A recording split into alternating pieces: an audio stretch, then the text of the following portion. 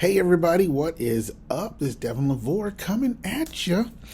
And what I want to do in this video is just kind of give like a prophetic share of some things that the Lord has shared with me a while ago. This was like, my gosh, months ago. But you know, with the prophetic, a lot of times timing is very important. And I just felt led of the Lord to release these things now. And it's funny because you could be listening to this video a year after I put it out, but I just wanted to share some prophetic things that I saw, and it will tie into other things that I've already shared in some of me and Michelle's other videos, but they're pretty intense. They're like, you know, Book of Revelation type stuff. You know what I mean? And so, and it just has to do with some stuff that's coming and things regarding a bunch of companies that I saw. The Lord just shared this stuff with me. And so here we go. So I saw this city and life was just going like it normally goes. You know, people going here, doing this, doing that, right? And then this huge meteor came out of the sky and just boom, suddenly impacted the city, right? And there was just smoke and it just everywhere. It wasn't even, there was no fire actually. It was just smoke everywhere. And then when the dust settled, it was just, there was no city left. The city was completely gone. And then out of the rubble came this guy, because so I was like I was just standing there, like I was like the last man standing kind of thing, right? And there was this guy, he came out of the rubble looking like a zombie, but he wasn't a zombie. He was alive, but man, his skin was just, it was gone. It had been napalmed and peeled off or something. And he was just hysterically looking around and all that. And I thought he was coming after me, but he really wasn't. I don't even know that he really fully consciously knew that I was even there. And he just runs off screaming. And I was like, whoa, what is going on? Now, this ties into an overarching vision that the Lord told me, that like there's coming a great judgment upon the earth, and he said to me, only those who escape to my mountain will be saved. And I was like, whoa, okay. And he showed me like life on the mountain. I've been cooking on this for like a while, maybe 2 years, maybe longer, but he showed me life on the mountain so totally different than life in the valley. In life in the valley, there was smoke, there was fire. If you looked down into the valley, you couldn't see a person because there was so much smoke cover. It seemed like it's like cloud cover. I don't know if you've ever been really high up in the mountains, and when you're really high up in the mountains, you're actually higher up than the clouds. You can look down and you just see clouds. That's all you see. It's a really cool view. If you ever get a chance to do that, that's awesome. But yeah, the Lord would show me life on the mountain all the time. Just, I would get so much about life on the mountain being like just celebration and fun. It's almost like you're at a wedding. It's like you're at like 15 wedding receptions all thrown into one, you know? And there's just light, and there's just gold, and it's palatial. There's like fruit and trees and just everything paradisey, you know? But then in the valley, it's complete opposite. So when I got this vision of this meteorite hitting, it was the first time I felt like the Lord showed me. It was the first time he showed me this is what life is like in the valley, gonna be like in the valley. And I was like, whoa, just devastation, like basically things being turned upside down instantly, suddenly, and it levels entire cities. There, maybe, I don't know, I don't want to interpret But it's just like it really just destroys everything. It changes everything. Um, and and So there's that, right? There's that piece. Another piece is out of the rubble, and I really felt like a lot of this had to do with you know leadership in nations and countries and stuff. That's kind of what I felt like it was. It had to do with like a lot of just God just kind of doing like a nation of Egypt type of thing, where he just destroyed that nation because they would not repent of their wicked ways, and they wouldn't let God's people go, and they had full intention of just oppressing God's people, and that it's like we're not going to stop oppressing the people. They are our slaves. They're going to do what we want them to do. We have no conscience on it, and so God had to step in, and so that's what I felt like that meteor was representing. But here's the funny part. Here's this crazy part. I mean, get ready for some maybe PG-13, TV-14, TVMA type stuff here. But out of the rubble of all of this devastation came this very, very famous, prominent politician. It was a woman. And she came crawling out, and it was so like psychopathic or sociopathic or narcissistic or all three rolled into one. She came out and she looked around at all the rubble, and she actually smiled and she glared, and she was like, oh, it was like she kind of crawled out of this little hole, almost like those sewers that have the big openings, but it was a little bigger. It was big enough for her to crawl out, but it was like that was like the size of the opening, but it was just rubble everywhere, like a fallen buildings everywhere. And she came out and she just creeped herself out with her little business suit, and she just looked around like, whoa. It was almost like she was happy, like ooh, this can all be mine. We can all start over. And as she's in the midst of these thoughts and she's standing there, okay, it's going to be kind of gross, but I'm going to tell you what I saw, okay? And if you think it's not from the Lord, well, then go find another channel. Love ya. But from behind her, she's just gloating and all of that, and she's like, oh my God. And then she suddenly just stops, and you could tell like something hit her hard from the back, and it was just like, ugh. And then I pan down to see these glowing eyes creeping up from that opening. And what I realized in that moment was she had actually been impaled from the back. Like this person had like this thing had a trident in its hand, and it impaled her from the back. And then it just started crawling out of that hole as well, and it just held her up. I mean, she was dead. She was almost instantly dead. And it crawled out, and it looked, I'm telling you guys, this is the truth. It looked like one of the fighting Uruk-hai from the Lord of the Rings. Like Lurch, the leader of the fighting Uruk-hai. You can look it up. It looked just like him.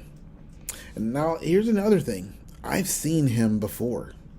And I'm like wondering, I'm like, Lord, do people see this stuff in the spirit and then they just put it in a movie because they figure like no one's going to know where that came from?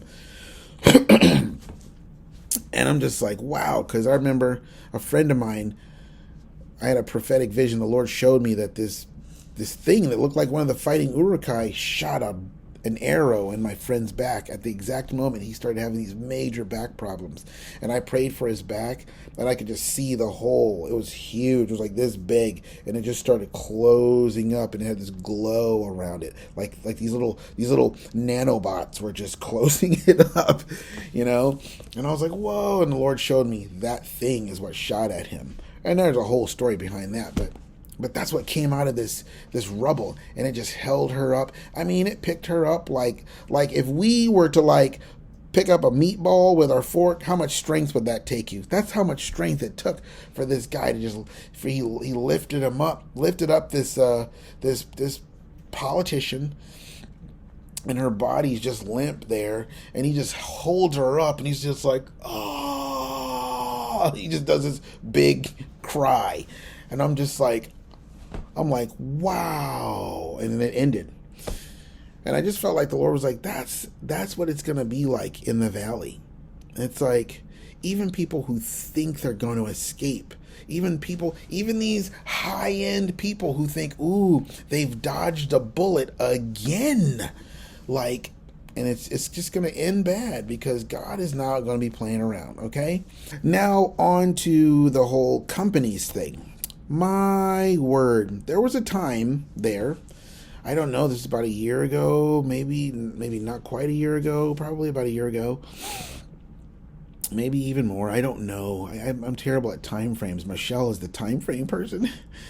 But the Lord began to share with me, like, for me, like, I see things, and then I see things in the spirit, and the Lord oftentimes will tell me what it means, or he'll share stuff with me. But a lot of times he's like that. I'm like a little kindergarten kid, and he holds up a star, and he says, "This is a star." And then he holds up a cookie, and he's like, "This is a cookie." You know what I'm saying? That is such a great example of how God is with me, because I literally need it just like that. You better give me a picture, and I better say C is for cookie, you know, or else I'm going to be like, "What's that? I don't understand." You know what I'm saying? And even when he does it that way, I'm like, "What's that? I don't understand." You know what I mean? But there were several companies. Obviously, I'm not going to name the companies, but I mean, I'm telling you what, if I named them, you would know them. Everybody knows them. And there was just a time there where the Lord showed me like a judgment that was coming to lots of companies. He showed me one particular company with this great big huge hammer over it, like a gavel over it. And it was almost like the judgment was getting ready to happen if they didn't turn around. He showed me another company, a very big company, that was like, I saw the name of the company, and it was like cut in half. Almost like, I mean, like a clean, like a sword, just cut it in half. Another company, huge tech company. I saw its name go into this meat grinder, and it just started grinding up. It started grinding up the name of this company. And I'm like, whoa, this is crazy. I saw another company that had like arrows, 3 huge arrows being shot at it, and it had a target on it, and it hit right in the bullseye of the target. 3 arrows, 3 huge arrows. And I was just like, whoa. Another company that we all know, I felt like the Lord showed me it, and this company is represented by a character. You know, a lot of companies have these characters that represent their company. You see that, you know, like Flo from Progressive or something like that. You know, we see Flo and we think, oh, Progressive, you know, or something like that, or the little honeybee for Honey Nut Cheerios or something like that, right? Well, this character is part of it's an icon at this very famous company, and I saw this character on a cross. It was interesting because I felt like it was on an X cross. It wasn't like the It wasn't like this cross. It was like an X cross, and the character was just spread out. Its limbs were stretched in every direction, arms and legs, and it was awake. Its head was down. There was blood everywhere, and I just felt like the Lord was saying they're going to crucify the vision of that company. And the truth of the matter is, as I'm seeing it, I'm just like, that is exactly what they're doing. The company is just crucifying the vision. Now, some of you might try to guess, you know, get revelation from the Lord. That's great. But why share all this? Well, because I felt like the Lord says, when you see all these things happening and this stuff taken together, it's like, this is the Lord. When he judges every aspect. So many aspects of the nation. There's other ones too that I could give you examples for, but I feel like that's enough for now.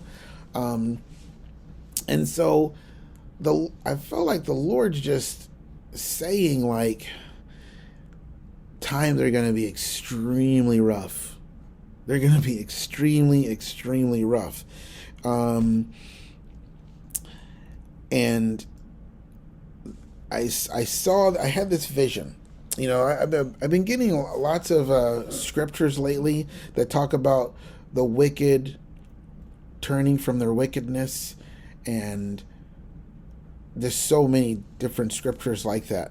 And I had this vision of this wild haired guy, and he's standing on the side of the road, and he's directing traffic from the valley to the mountain, right? I mean, wild. And he's got the whole camel's hair thing, you know.